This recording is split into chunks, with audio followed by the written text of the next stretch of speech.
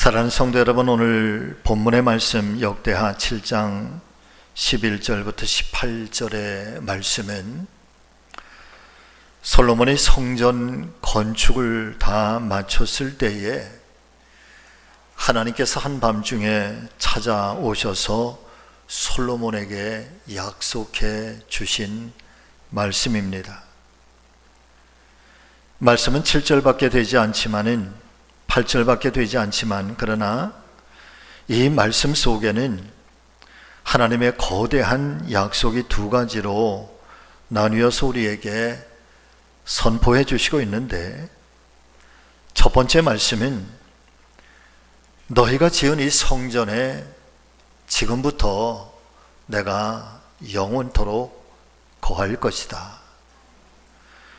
그리고 이 성전에서 너희가 예배를 하면 내가 그 예배를 받을 것이고, 너희가 이 성전에서 기도하면 내가 들을 것이다. 더불어서 성전을 중심으로 내 아비 다윗과 약속한 것처럼 그 말씀의 규례와 법도를 따라 살고 지키면 너의 후손들 가운데 이스라엘의 왕위가 끊어지지 아니하도록 영원토록 다스릴 자가 나오게 해주시겠다라고 하는 그런 축복의 약속이 첫 번째의 약속이고, 두 번째의 약속은 혹여나 때를 따라서 비가 오지 않는 경우도 있고, 또 때로는 메뚜기가 나타나거나 전염병이 유행하는 재앙을 만나게 될 때, 그러면 그때 너희가 어떻게 하면 내가 다시 회복시켜 주실 것이고, 너희가 어떻게 하면 다시 하나님의 은혜를 누릴 수 있는가, 그것에 대해서 말씀해 주시고 있는 것입니다. 너무나도 잘 알고 계시는 말씀이겠지만은 여러분, 비가 오지 않으면 땅은 금방 황폐해지게 될 것입니다. 메뚜기가 휩쓸게 되면 모든 땅의 수고와 농산물들이 살아남는 것이 없을 것입니다. 전염병이 찾아오면 사람의 생명까지도 위태롭게 될 것입니다. 이와 같이 개인의 환경이든 또 국가적인 환경이든 민족적인 환경이든 이런 극한의 어려움들이 찾아오게 되었을 때 무기력하게 그냥 주저앉고 좌절하고 있으면 안 될 것입니다. 어떻게 해서든지 그때의 위기를 이겨내고 극복하기 위하여 할 수 있는 일들은 다 해보아야 할 것이고, 급기야 사람의 힘으로 도저히 할 수 없는 일들이라고 한다면 그때는 마지막 심정으로 하나님을 향하여 간절히 소원하면서 하나님께서 도와주시기를 간절히 앙망해야 할 것입니다. 이와 같이 아무것도 할 수 없는 그런 무기력한 상태에 빠져 있거나 아니면 어떤 태만의 상태에서 다시 한번 활기찬 상태로 돌아가서 무엇인가를 새롭게 하기 위하여, 그리고 새로운 일들이 일어나기를 위해서 간절하게 열망하고 간절하게 행하는 어떤 일련의 행태, 여러분, 그것을 가리켜서 성경은 한마디로 우리에게 말씀해 주시고 있는데, 그것이 바로 부흥이다 라고 깨우쳐 주시고 있는 것입니다. 우리가 조금만 더 냉정한 안목을 가지고 지금의 세상을 살펴보시기를 바랍니다. 어쩌면 오늘의 시대야말로 진정한 회복과 하나님의 역사 또 하나님의 부흥이 필요한 시대라는 생각이 들지 않으십니까? 마치 물질이 전부라고 생각하는 메뚜기 떼가 전 세계를 뒤덮고 있습니다. 온갖 전염병과 같이 사람들의 신성한 영혼을 병들게 하는 이단과 사이비들과 그리고 물질 만능의 권세 앞에 하나님께서 창조하신 인간의 가장 근본적인 휴머니티, 곧 인격마저도 처참하게 몰락하는 그런 온갖 풍조들이 물밀듯이 밀려오고 있는 것입니다. 그런 의미에서 살펴보게 되면은 여러분, 하나님께서 기뻐하시고 하나님께서 원하시는 진정한 부흥은 도대체 뭘까? 하나님께서 원하시는 진정한 회복과 부흥이라고 하는 것은 단순히 숫자적인 성장만을 의미하는 것이 아니라 사실은 그 내면에 본질 자체가 완전하게 새로워지고 또 거듭나지는 그러는 변화를 의미하는 것이 바로 하나님께서 원하시는 부흥이라는 사실을 우리 모두가 마음에 깊이 새기고 깨닫게 되시기를 간절히 소망합니다. 사람들의 생각이 달라져야 되는 것입니다. 언어와 말들이 달라지고 행동이 달라지고 삶의 습관이 달라지고 그리고 인격이 달라지고 이전과는 전혀 다른 새로운 삶. 그래서 성경은 이와 같은 변화를 가리켜서 거듭남이라 말하기도 하고 혹은 중생이라고 말하기도 하고 때로는 성화라고 말하기도 하는 것입니다. 더불어서 부흥이라고 하는 것은 내가 어느 정도 근신하고 노력해서 내 힘으로 나를 조금 바꾸고 나를 변화시켜가는 그런 것, 조금 달라지는 것을 말하는 것이 아니라 내가 노력하는 그 이상의 어떤 외부적인 강력한 힘에 의해서 내 자신의 깊은 곳까지 절대적이면서 어떤 불가항력적인 이 강력한 힘에 의해서 여러분 내 존재의 근원부터 달라지고 바뀌어지는 것, 이것이 바로 여러분 부흥인 것입니다. 이따도 다시 한번 말씀을 드리겠습니다마는 오늘날 교회의 초라함이 도대체 뭘까? 성도들의 초라함이 도대체 뭘까? 여러분, 그것은 우리가 세상과 너무 비슷하게 닮아 있다는 것입니다. 구별이 되지 않는다는 것이죠. 우리가 예수를 믿고 신앙생활을 하고 그리고 하나님의 복음과 이 사명을 따라서 살아간다고 단단하게 우리는 그렇게 살아가고 있는 것 같지만은, 그러나 정말 우리는 내 힘이 아니고 내 의지가 아니라 내 안에서 역사하시고 계시는 성령 하나님의 이 불가항력적인 강력한 힘에 의해서 이끌려서 살고 있고, 그리고 끊임없이 세상 속에서도 하나님의 사람으로 거룩하게 살려고 하는 이 영적 충돌과 이 영적 전쟁을 우리는 승리하면서 지금 살아가고 있는가라고 하는 것이죠. 역사적으로 살펴보니까 비슷한 시기에 전 세계 곳곳에서 부흥운동이 일어났던 때가 있었습니다. 1904년에는 영국의 웨일즈라고 하는 지역에서 부흥운동이 시작이 되고, 그리고 이 영국의 웨일즈 부흥운동은 인도의 카시라고 하는 지역으로 1905년에 전달이 돼서 인도의 카시에서 부흥운동이 일어나고, 그리고 1906년에는 미국 LA 아주사라고 하는 지역에서 부흥운동이 일어나고, 그리고 이 부흥운동은 마침내 1907년 우리나라의 평양에 엄청난 대부흥운동으로 이어지게 됩니다. 이렇게 전 세계에서 거의 동시다발적으로 일어나게 된 부흥운동에는 두 가지의 공통점이 있는데, 첫 번째는 하나님을 두려워하게 되는 것입니다. 할렐루야.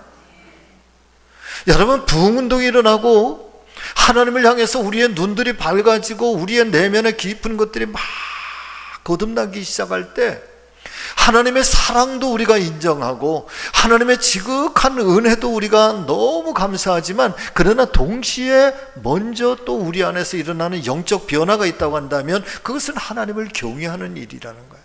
하나님을 두려워할 줄 안다는 거예요.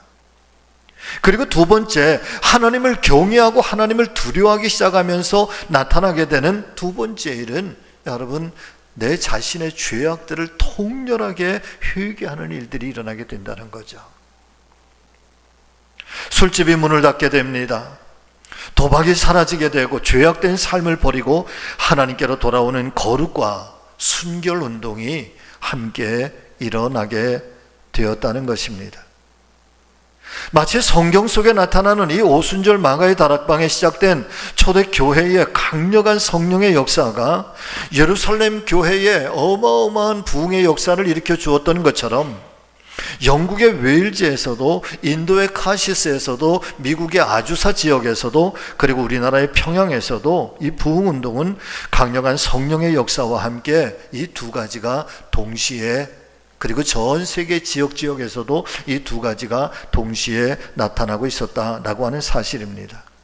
그러고 보면 한마디로 말씀을 드리면, 여러분 같이 하십니다. 부흥은, 크게 보시죠. 부흥은 성령께서 역사하시고 있는 은혜의 결과입니다. 아멘.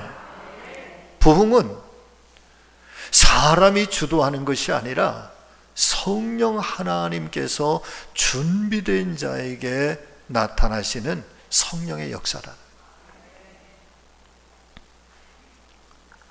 그리고 부흥이 일어날 때마다 이 영적 대변화가 일어나게 되는데, 각각의 사람들 속에, 그리고 교회와 성도들마다 가장 먼저 이 각성이 일어나게 되면서 동의하고 여러분 통렬하게 회개할 때 제일 먼저 고백하는 말이 이 말이라는 거야. 여러분 같이 해보십니다. 내가 잘못 살아왔습니다. 내가 잘못 살아왔다는. 하나님, 제가 잘못 살아왔군요.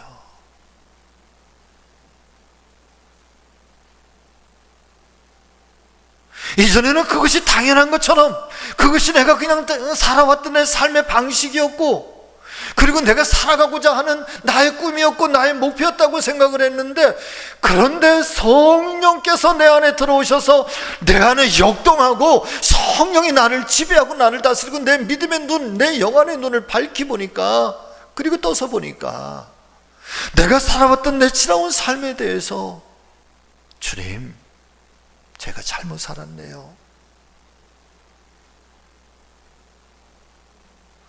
이렇게 사는 것이 하나님 원하시는 삶이 아니다 라고 하는 것을 자각하고 회개하면서 스스로를 온전하게 변화된 삶으로 그렇게 달라지게 하는 것.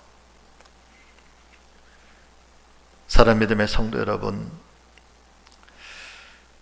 저는 우리 사랑하는 교회와 사랑 성지의 모든 믿음의 성도들께서 이런 소원이, 이런 강력한 열망이 우리 안에 다시 한번 타오르게 되기를 예수님의 이름으로 소망합니다. 축복합니다. 여러분, 부흥에 대한 열망이 있어야 됩니다. 하나님의 거룩한 우리 성지교회도 다시 부흥하게 되리라. 여러분, 우리가 꿈을 꿔야 됩니다. 그리고 이것은 몇몇 일부의 사람들만이 꿈꾸는 그런 소망이 아니라 우리 교회 속한 어린아이로부터 노년에 이르시기까지 적어도 성지교회 모든 성도들이라고 한다면, 여러분, 우리 교회를 다시 한번 이와 같은 부흥의 놀라운 불길을 이 제단 속에, 그리고 가정들 속에, 내 심령 속에 하나님 열어주시옵소서, 함께하여 주시옵소서, 우리 교회를 그렇게 세워주시옵소서.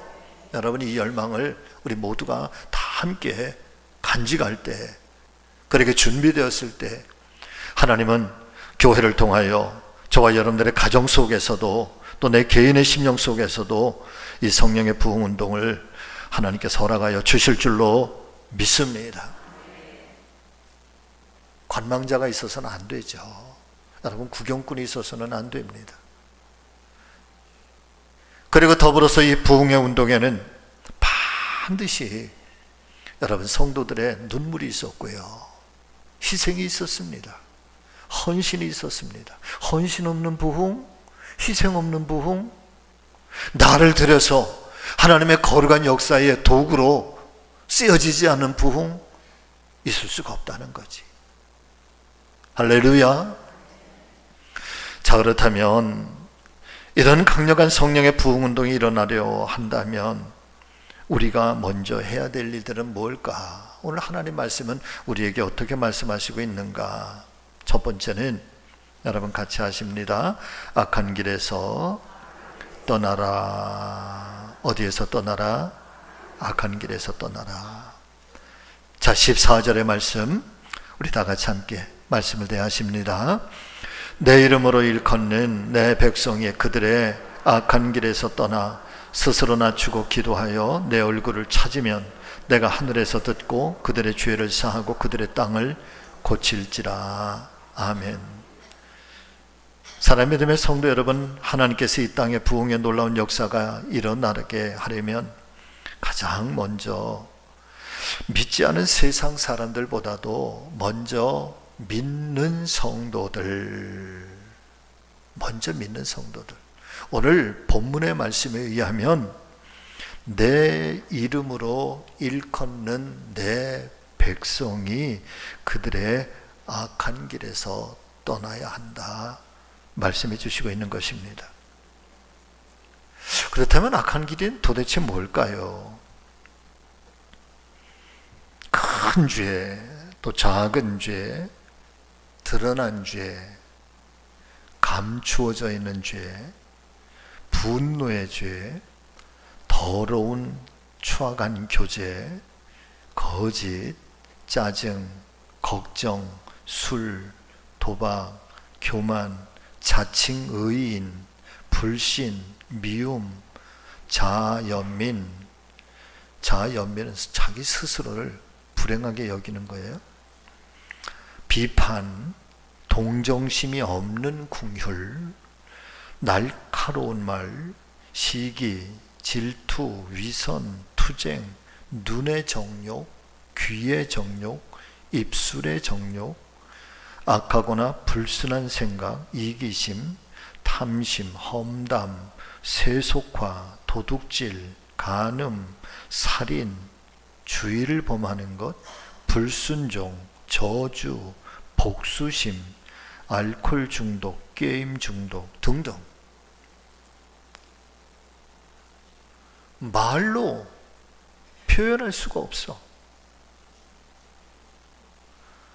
심지어는 죄가 죄인지 모르고서 살아가는 우리의 영적인 빈곤, 나의 영적인 이 가난함. 오늘 하나님께서는 내 이름으로 일컫는 내 백성이 그들의 그 악한 길에서 떠나야 한다 말씀해 주시고 있는 것입니다. 여러분, 한국 교회사에 세 번의 놀라운 대부흥운동이 일어나게 됩니다. 1903년에 원산 부흥운동이 일어나고, 그리고 1907년에 평양 대부흥운동이 일어나고, 그리고 이어지는 1909년에 전국적인 부흥운동, 100만인 구령운동이 일어나게 되는데, 이 세 가지가 한국 교회의 전환점이 되는 부흥운동인 것입니다.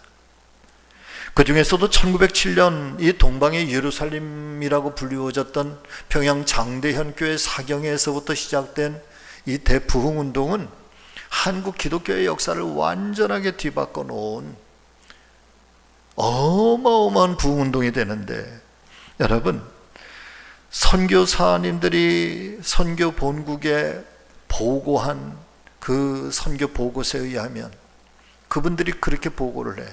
초대교회 예루살렘 교회에서 일어났던 오순절 마가의 다락방의 성령의 역사가 어쩌면 이 동방의 작은 어둠의 땅 조선에, 이 초라하고 비난한 땅 이 조선에, 그리고 이날에 더 놀라운 성령의 역사들이 충만하게 일어났었다. 할렐루야. 그런데 이 부흥운동이, 이 평양의 부흥운동이 일어나게 되는 원인이 있어요.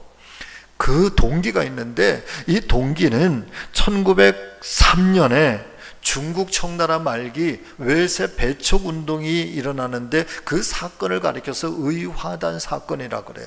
이 의화단 사건이 실패로 끝나면서 그 사람들이 뿔뿔이 흩어지고, 그리고 그 청나라의 정권이 그리고 이 사람들을 잡아서 핍박할 때, 그때 선교사들이 그 일에 운동에 참여했다가 선교사들이 피난을 떠나요.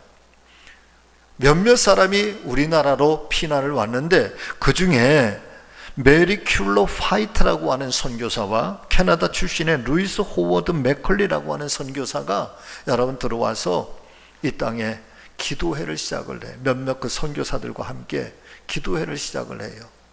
그러면서 얼마 지나지 않아서 이분들의 기도의 제목이 달라지기 시작하는데, 하나님, 웨일즈에서 일어났던 부흥, 아시 지역에서 일어났던 부흥, 아주사에서 일어났던 부흥이 이 조선 땅, 이 어둠의 땅에도 부흥이 일어나게 하여 주시옵소서 간절히 기도하기 시작합니다. 그리고 이 기도운동에 토마스 하디라고 하는 의료 선교사가 있었는데, 토마스 하디 선교사를 초청을 해서 특강을 들려달라고 3번을 특강해달라고 부탁을 해요. 특강을 받은 이 하디 선교사가 미리 특강을 준비하면서 하나님의 말씀을 연구하고 기도하다가 하디 선교사가 먼저 말씀 앞에 고꾸라지기 시작을 해. 왜냐하면 이 하디는 명문 토론토 대학 의과대학을 졸업한 사람이고, 그리고 사실상 선교사로서 선교 사역을 감당하고 있었지만, 사실 그의 내면 깊은 곳에서는 자신의 학벌에 대한 이 교만감, 의사라고 하는 직업에 대한 교만감, 영국 시민이라고 하는 백인 우월주의, 그리고 조선인에 대한 이 편견과 인종차별이 자리 잡고 있었어. 그래서 선교 사역을 하고 병자를 고치고 그러면서도 자기는 늘 우월주의, 나는 그리고 얼마 안 끝나면 바로 나 다시 고향으로 돌아가서 내 인생을 정말 이 스펙으로 삼겠다고 하는 그런 자만과 교만감이 있었다는 거야. 그런데 말씀을 연구하고 말씀을 공부하고 또 준비하는 중에 성령께서 아주 강력한 은혜를 베풀어서 토마스 하디가 자신이 얼마나 부끄러운 존재인지, 자기가 얼마나 하나님 앞에 초라한 존재인지, 자기가 얼마나 교만했던 존재인지 이것을 깨닫게 돼. 토마스 하디의 고백에 의하면 내가 이 고백을 이 회중 앞에서 하는 것이 정말 굴욕적이고 너무나도 부끄러운 일이었지만은, 그러나 내가 내 입으로 내 이 속 깊은 내 속 사람의 모습을 그렇게 고백하지 않으면 성령께서 견딜 수 없도록 나를 고통스럽게 했다는 거야. 공개적으로 자신의 더럽고 추악했던 교만, 선교사로서의 부족함에 대해서 통회하며 잡아가게 될 때, 여러분 그 기도회는 뜨거운 불길 운동이 일어나. 평신도들이 가세하기 시작하고, 그리고 그 원산에 여자 그 성경 학교가 있었단 말이에요. 원산 여자 신학교가 있었단 말이에요. 원산 여자 신학교에 불길이 던지기 시작하면서부터 여러분 기도 운동이 불같이 일어나기 시작해요. 그리고 이 기도의 불길은 1907년 1월 2일부터 1월 14일까지 평안남도 전 지역에 있는 교회와 성도들을 대상으로 한 도사경회가 열렸는데, 그때에 그 자리에 대략 한 1000여 명쯤 되는 성도들이 모였다. 이 사진은 장대현 교회 사경회의 원사진이에요. 그리고 이 사경회가 14일 끝났어요. 마지막 14일 날 난 12시에 끝나게 되는데, 이대로 돌아갈 수는 없다고 생각한 사람들이 우리 다 같이 함께 통성기도를 하자 그러면서 통성기도를 시작을 했는데, 그냥 잠깐 통성기도를 하고 끝내자고 했던 이 기도는 무려 다음날 새벽 2시까지 14시간 동안 기도하기 시작해.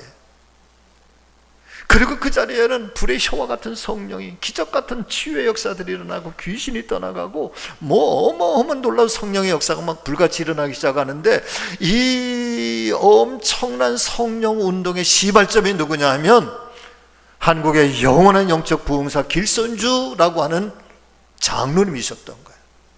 이 장로님이 기도하면서 자기의 마음속에 성령께서 자기조차도 잊어버렸던 그냥 일상적으로 지었던 그 범죄에 대해서, 그 죄가 뭐냐 하면 1년 전에 자신의 친구가 세상을 떠나는데 그 자신의 친구를 장례를 치르면서 그 친구의 재산을 착복을 한 거예요. 아무도 모르게. 그게 떠오르게 돼. 그러면서 막 회개가 돼. 그 자리에서 일어나서 나는 장로로서 아간과 같은 사람입니다. 이 아간의 죄 때문에 하나님의 은혜가 임하지 않은 것입니다.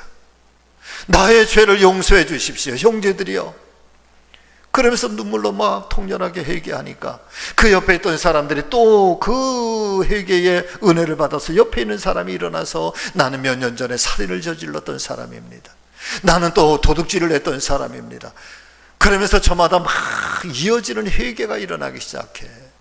그것이 다음날 새벽 2시까지 이어지게 되는데 맨 마지막에 일어나서 회개하는 사람들이 한 20여 명 정도 되는 예쁜 아가씨들이 일어나요.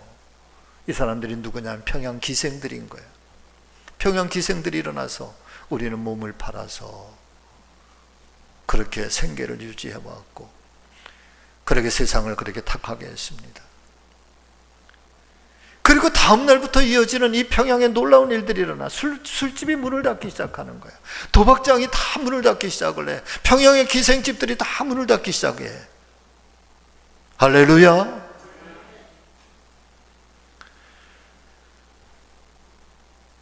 그리고 그 부흥의 불길은 평양 시내 전역을 넘어서 서울, 대구, 대전, 공주, 신의주, 함경도, 선천 등으로 타오르기 시작하면서 말씀 그대로 한반도 전체가 거대한 불기둥이 되어서 당시 기독교인의 숫자가 20만 명밖에 되지 않았는데 불과 2, 3년 사이에 여러분 100만 명의 성도로 부흥하고 성장하게 되었던 것입니다. 그때 하디 선교사가 은혜를 받고 외쳤던 복음의 말씀은 이렇게 선포되고 있습니다. 인간이 자기의 힘과 노력으로 잘 되겠다고 생각하는 것은 자만심과 믿음의 부족에서 연유한 것입니다. 아무리 높은 이상도 영적인 힘이 없다면 수행하기 어렵습니다. 기억하십시오. 이러한 영적 힘은 계속적인 기도로만 얻어질 수 있다는 사실입니다. 우리의 체력이 날마다 음식물을 섭취함으로 유지되는 것 같이 우리의 영적인 강건함도 날마다 기도를 통해서만이 유지될 수 있습니다. 이때 우리의 목적은 인간의 영광으로부터 하나님의 영광으로 그 초점이 바뀌어질 것입니다. 여러분, 이런 엄청난 부흥의 역사의 그 이면 속에 처음 시작이 과연 뭐였을까? 그 하나님의 이 강력한 역사, 이 놀라운 부흥의 일들은 도대체 어디에서 시작이 되는 걸까? 오늘 주시는 말씀처럼 악한 길에서 떠나는 것으로부터 시작이 된다.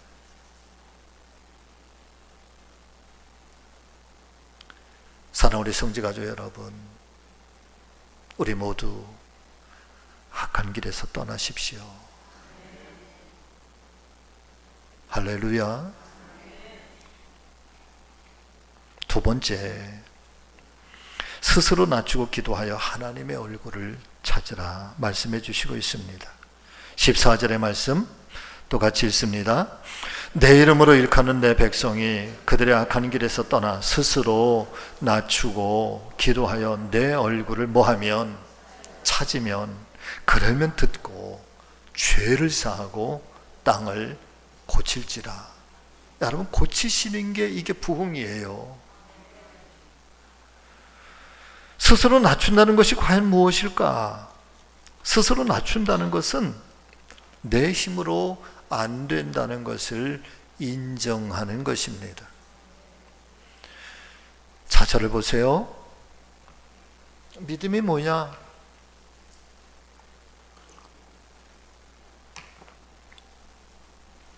여러분, 믿음은요, 하나님을 인정하는 거예요. 우리가 이성적으로, 합리적으로, 지식적으로, 경험적으로, 학습적으로 그래, 이건 내가 이해가 돼. 이런 정도는 내가 받아들일 수 있어. 그래, 그러면 내가 이거는 믿을게. 이게 아닌 거야. 믿음은 하나님의 주권을 인정하는 거예요. 그래서 믿음은 이해하는 게 아니에요. 설교는 여러분들을 설득하는 게 아니에요. 설교는 선포하는 거예요. 여러분들이 이 말씀을 인정하든 안 하든 상관없어. 여러분들의 몫이야. 신앙이란 내가 이해하려고 해서 믿음이 생겨나는 게 아니라 인정할 때 내 안에 믿음이 생겨나고 그 믿음은 하나님의 역사로 이어져. 우리가 이해하고 그것을 믿는다고 한다면 이 하나님의 말씀인 성경 속에 등장하고 있는 이 어마어마한 기사와 이적과 표적들을 어떻게 우리가 이해할 거냐, 어떻게 설명할 거냐 말이죠. 하나님께서 말씀으로 천지를 창조하시고 온 우주를 지배하시는 것, 심지어는 죽은 자가 살아나는 것, 온갖 병든 자가 치유되는 것, 베드로가 물 위를 걷게 되는 것, 홍해가 갈라지게 되는 것, 요단강이 갈라지게 되는 것, 이 젖과 꿀이 흐르는 이 사막이 젖과 꿀이 흐르게 되는 것, 한 사람의 인생이 정말 과거의 그 엄청난 죄인으로부터 그리고 하나님의 거룩한 역사를 감당하는 사도가 된다고 하는 것, 여러분 이것들이 어떻게 우리의 이성과 우리의 지식과 우리의 합리적인 판단에 의해서 이해가 돼야지만 내가 받아들이고 내가 이해가 돼야지만 내가 믿겠다, 이게 도대체 어떻게 이 성경 속에서 그것이 이루어지겠느냐 말이에요. 그래서 스스로 낮추래. 하나님의 주권을 인정하래. 하나님의 살아계심을 인정하래. 내 힘으로 살아올 것 같았지만은 그러나 내 힘으로 살아갈 수 없는 것이 인생이라고 하는 것을 인정하고, 하나님 없이도 살 수 있는 것 같지만 그러나 결과적으로는 하나님의 은혜가 아니면, 하나님께서 나를 지켜주시지 않으면 내가 살아갈 수 없다는 것을 인정하고 그 하나님 앞에 나를 낮추래. 그리고 기도하래. 그리고 하나님의 얼굴을 찾으면, 그러면 들으시고 너희의 죄를 사해 주시고 그리고 이 땅을 고치시겠다는 거예요.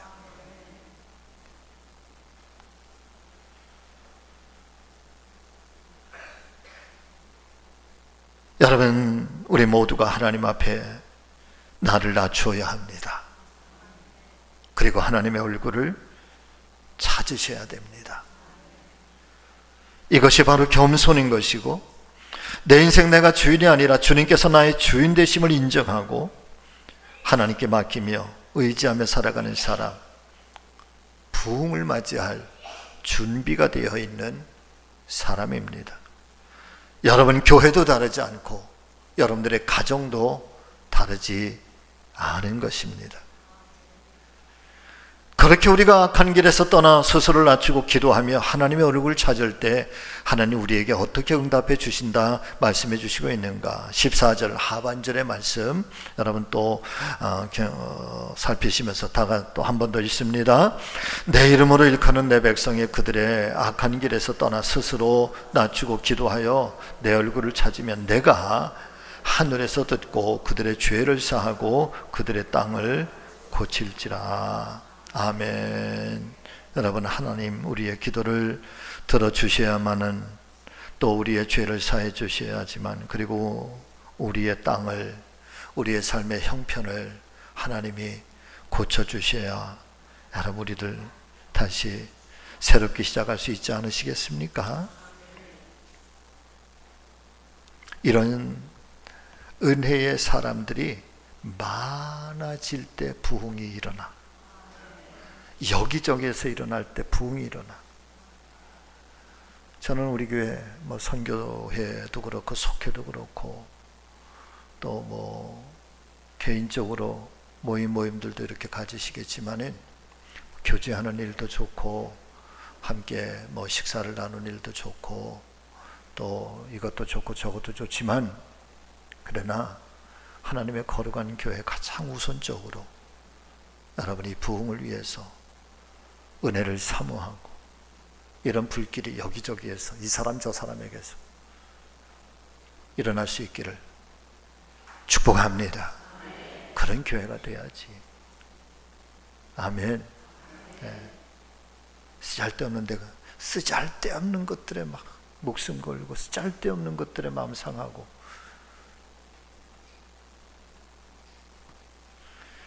그런 부흥이 세상 밖에 믿지 않은 세상 속에서도 영향을 끼칠 수 있는 힘이 되고, 그러면서 여러분, 이 땅은 하나님께서 그렇게 고쳐가시는 줄로 믿습니다.